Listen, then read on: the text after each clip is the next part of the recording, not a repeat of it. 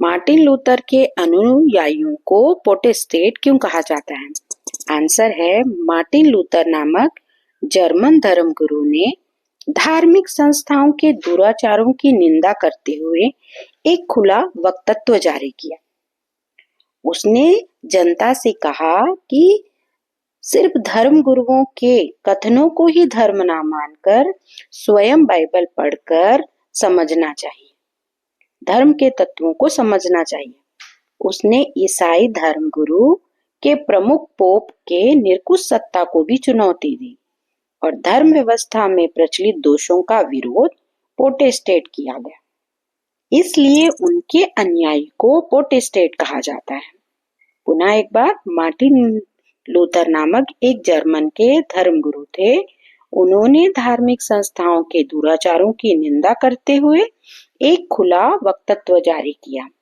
उसने जनता से कहा कि आप लोग धर्म गुरुओं के कथनों को ही धर्म ना मानकर स्वयं भी बाइबल पढ़ना चाहिए और धर्म के तत्वों को समझना चाहिए।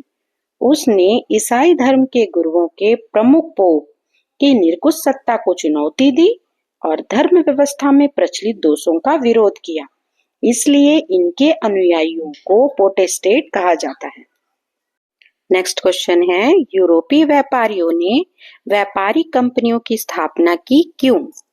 आंसर है, यूरोपियों को विदेशी व्यापार से अपार लाभ होता था, मगर इसमें उनके लिए कठिनाइयां और खतरे भी कम नहीं थे। इन कठिनाइयों से बचने के लिए व्यापारी कारीगरों को काम देने, तैयार माल इकट्ठा करने, माल का भंडारण करने जैसे अनेक कामों को सामूहिक रूप से करने में मदद देने लगे। इस प्रकार व्यापारिक कंपनियों की स्थापना प्रारंभ हुई। पुनः एक बार, व्यापारियों को विदेशी व्यापार से अपार धन मिलने लगा, मगर उनके लिए कठिनाइयां और खतरे भी कम नहीं थे।